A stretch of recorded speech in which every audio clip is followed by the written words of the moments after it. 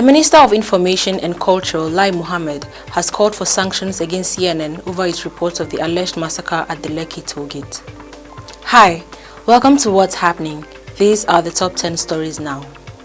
At number 10, the Naira extended its decline at the parallel market on Wednesday as dollar was sold for 478 Naira.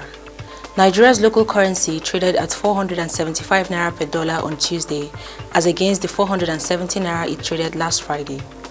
The Central Bank of Nigeria has kept the official exchange rate at 379 Naira to $1 since August, when the Naira was devalued for the second time this year.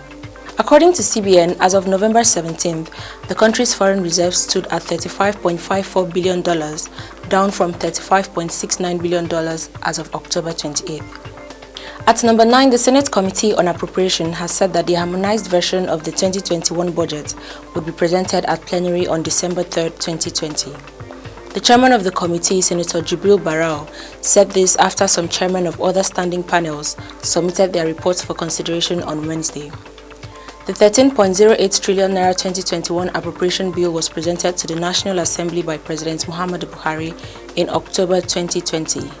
To fast-track the passage of the budget, ministers and heads of ministries, departments and agencies have defended their various budget allocations before relevant committees of the upper chamber.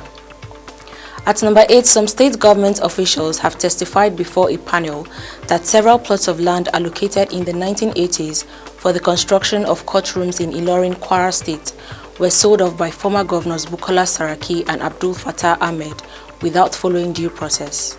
Saraki and Ahmed governed the state for 8 years each from 2003 to 2019.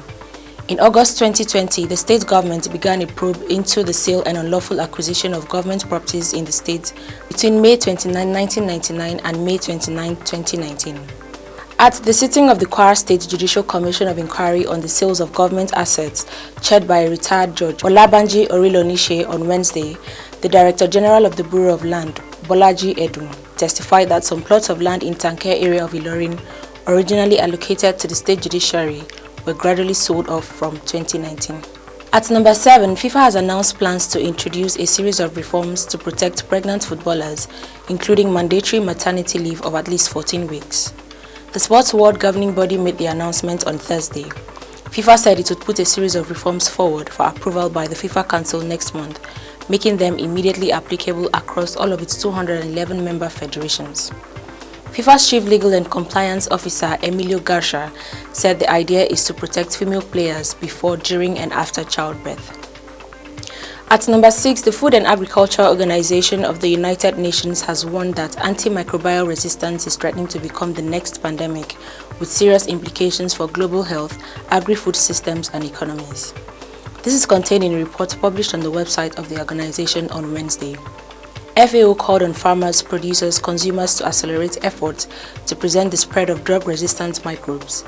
It said antimicrobial resistance is the ability of microbes to persist or grow in the presence of drugs designed to inhibit them. If AMR is left unchecked, the next pandemic we would face could be bacterial and much deadlier if the drugs needed to treat it do not work. At number 5, gunmen attacked the residence of the former governor of Bayelsa State, Saraki Dixon, on Wednesday night, killing a policeman in the process. Confirming the incident on Thursday, Dixon condoled with the family of the late police officer, the Inspector General of Police, the Bayelsa State Commissioner of Police, and the entire police team on the death of the policeman. Dixon stated that the Commissioner of Police and heads of other security agencies have commenced immediate investigation to unravel those responsible for the attack. At number 4, the Lagos State House of Assembly have started meeting with some NSAS victims from the Lagos Central Senatorial District to determine the level of compensation for the victims. The Deputy Speaker, Wasiu Eshilokunsoni, made this known during a 3-day public hearing on the victims of the aftermath of the NSAS protest in Lagos.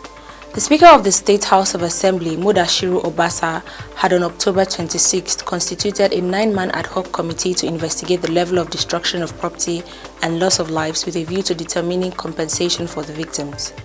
The public hearing on Wednesday was attended by victims in the Lagos Central Senatorial District. Thursday's hearing was attended by Lagos East, while the hearing on Friday will be attended by Lagos West victims. At number 3, the abductors of 5 brothers in Peggy community in Kuje Area Council of the Federal Capital Territory have demanded 30 million naira as ransom for their release. A resident who preferred anonymity told news sources that the 5 boys were kidnapped around 11 p.m. on Monday when the gunmen invaded their house in an estate. A relative of the victim's family said they have been able to establish contact with the kidnappers. According to him, the kidnappers used the phone they seized from the mother of the 5 children, Latifat Abdul Latif, to communicate with one of the closest relatives of the victim's family. He said negotiations are ongoing. At number 2, the federal government's negotiating team will be meeting with the Academic Staff Union of Universities on Friday in order to consider an end to the 9-month-old indefinite strike by university lecturers. A notice of the meeting signed by the Deputy Director, Head of Press and Public Relations, Charles Akpan, was made available on Thursday. The statement said the meeting was scheduled for the conference room of the Minister for Labour and Employment, Chris Ngige, by 11 a.m. However, the zonal coordinator of ASU in Sokoto, Jamilu Shehu, in a statement issued on Thursday in Katsina, accused the federal government of frustrating efforts to resolve issues that led to the lingering industrial action embarked upon by the university lecturers. Finally, at number 1, the Minister of Information and Culture, Lai Mohammed, has called for sanctions against CNN over its report of the alleged massacre at the Lekki toll gate. Mohammed stated this at a press conference in Abuja on Thursday, adding that those who alleged killings at the toll gate only succeeded in misleading the world and that the military did not shoot at protesters at the toll gate. The minister also said Obianuju Catherine Ude, popularly referred to as DJ Switch, who went live at the toll gate around 7 p.m. on October 20th, will be exposed soon over her claims on the alleged shooting of NSAS protesters by soldiers. Lai Mohammed described the event of October 20th, 2020 as a massacre without bodies, insisting that contrary to DJ Switch's claims, not a single body has been produced or a single family has come out to claim their family member was killed at the Lekki toll gate. Always remember to wear your mask, wash your hands and stay safe. That's all for today. See you next time on What's Happening.